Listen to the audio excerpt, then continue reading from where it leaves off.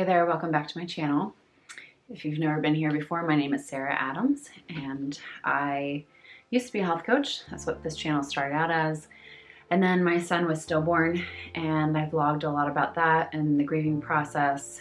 And more recently I started a nonprofit for pregnancy and infant loss called Our Baby's Legacy. So it's been quite a while since I've uploaded a video and I just wanted to catch you guys up to what's been going on in my life. This was long overdue. I wanted to do like a recap of last year. It was like my first full year without Davin, and we started trying to conceive again, and that didn't happen right away, so it was very stressful. So just a lot of things happened last year. Overall, I think that it was a good year for me. Enjoyed a lot of things about my year. A lot of great things happened. But when I look at like the main things, it was just not the best year. So I just kind of wanted to talk about a few of those things and some of the learning lessons from going through all of that, and give you a little positive update as to where we're at right now. So yeah, 2019, Davin was stillborn in August of 2018. And if you don't know anything about that, I suggest that you go back and watch that video. I share all about our terminal pregnancy and how he died. And eventually I want to do a video talking about my time with him in the hospital. So I'm not going to go through any of that. But as you can imagine, losing a baby, the first few months after I lost him, like the rest of 2018, was kind of a blur. I literally just like laid on the couch, watched TV to kind of like numb my mind out, and still enjoyed family time and time with Clark and stuff. And then 2019 started off well. It was a couple months through the worst of the grieving for me, and I was excited to start trying to conceive again. And so we started this past February, and it didn't work the first month. Okay, no big deal. It didn't work the second month or the third month or the fourth month. So my first thing about 2019 was the whole trying to conceive again.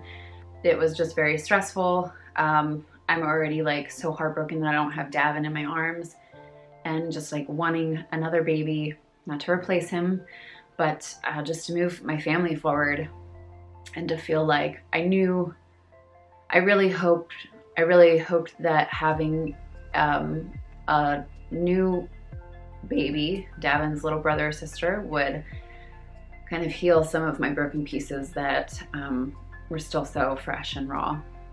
So that was very difficult going through all that. I feel like that could be a whole nother video. So if you're interested in hearing about that emotional side or like that whole process, comment below and maybe I'll make a video about it. The other major thing that was of 2019 was just continuing to grieve.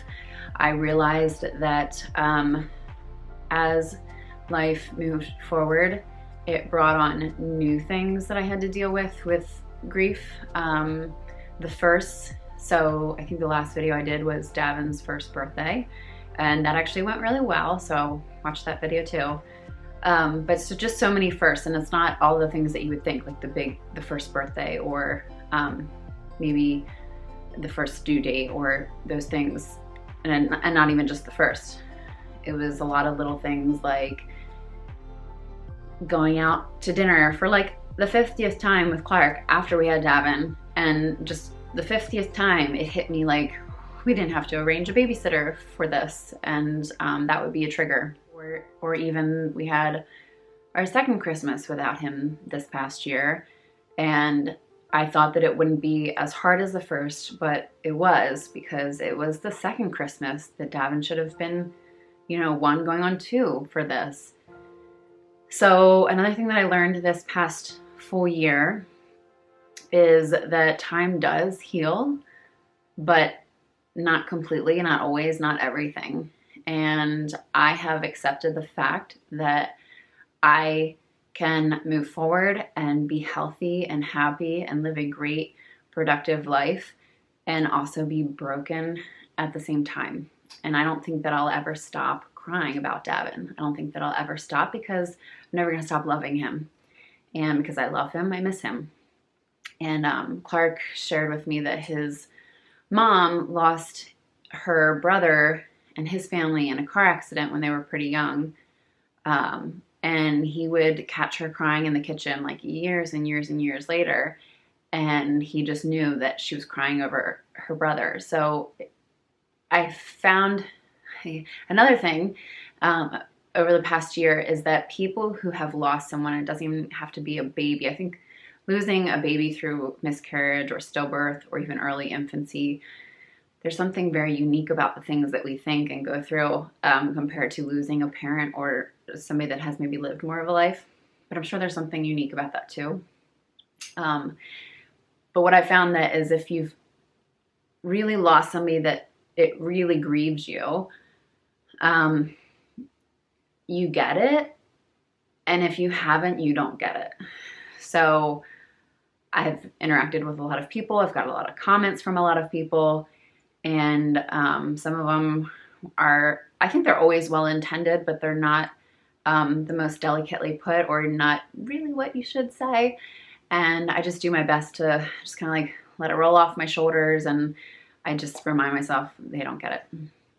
And then of course I am like moved to tears and blown away by some of the sweet things that people say, especially just to acknowledge Davin, for example, even just like something as simple as I see blue butterflies a lot, and I talk about why in my tattoo video, which is what this tattoo is for. So I talk about why in there. It could be something as simple as somebody putting a butterfly emoji in the comments on my post or something. So yeah, just a lot that I've learned this year. Going back to the trying to conceive, here's my positive. This is a trigger warning for anybody that has been trying to conceive for a long time or dealing with infertility or has lost a baby. Trigger warning. I'm pregnant. It's been on Facebook for a little bit, but again, I'm catching my channel up here. That is gonna be a whole nother video because I'm now 17 weeks. I'm through the first trimester. The first trimester was very stressful. So I'm feeling good about it now. I'm happy about it now. I mean, I've been happy this whole time, but it just was like this huge roller coaster of emotions the first trimester, really. I'm gonna make that a whole nother video, but catching you guys up, I am pregnant. Clark and I are really happy. We're really excited. So I'm going to make the next couple of videos just kind of catching up to this pregnancy. I'm gonna show you guys how I told Clark. Actually just had our gender reveal, so I'll catch you up to that too. And then I'll do some more videos like this, sharing with you just kind of, again, how the try and conceive process went, if that's something you're interested in, and specifically that first trimester. That was a rough one. So that's all for now. Thank you for watching. I'll see you in the next video.